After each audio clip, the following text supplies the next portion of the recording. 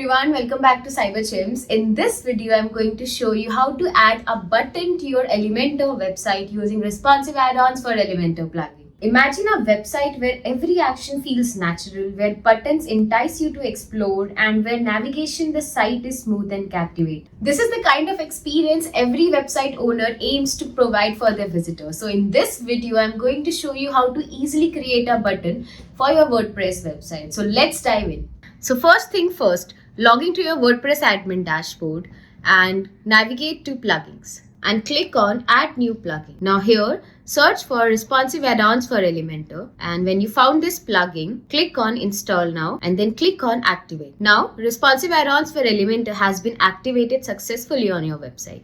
Now go to the page where you want to add the widget and click on edit with Elementor at the top. Now here on the left hand panel, search for RAE Button, and when you find this widget, just drag and drop it where you want to add it, and this is how it will look by default. Now let's start customizing the widget. So under content tab, you will see first option as button label. So here you can edit the text of your button, and then under link you can provide a link to your button, and if you click on link options, so here you get an option to open the link in new window. If you want to add a no follow to it, you can do it here.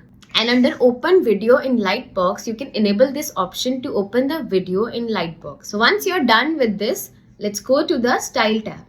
So under style tab, the first option you'll see is button size. So from here, you can change your button size according to your website needs. And under uppercase label, you can enable it if you want your text in uppercase. And from here, you can choose the button shape. And under button style, you can opt from these three options. And under align, you can align the button horizontally, and you can adjust the padding of the button from here. Now let's go to the skin tab. So under skin, you can choose the color of the button from the available options here. Under background type, you get two options, classic and gradient. So if you click on classic, these options will appear. So from here, you can change the background color of the button, and you can also add an image to your button if you want it to be more funky or more catchy. Add box shadow to your button from here. If you click on gradient, you will get these options. So from here, you can change the primary color, and from here, you can change the secondary color of the button. From here, you can change the location of the primary color and the secondary color.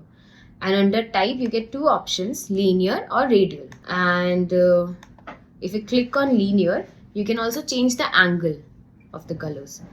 And if you click on radial, then you can change the position. Now click on hover. So from here, you can change the hover color. So when you hover over the button, the color will change. So once you're done with this, let's go to the icon tab. So from here, you can add an icon to your button. And you can change the alignment of the icon from here. You can change the icon size from here, and you can add icon margin as well, and you can change the icon color, and you can add padding to your icon, and you can change the hover settings of the icon from here as well. Now let's go to the text tab. So from here, you can change the color of the text. You can add text shadow from here, and you can change the typography of the text from here. And then go to the hover settings, and from here you can change the hover settings of the text. So once you're done with the customization, go ahead and click on publish.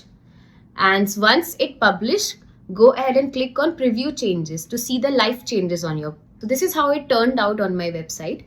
So you can go ahead and explore all these settings on your own.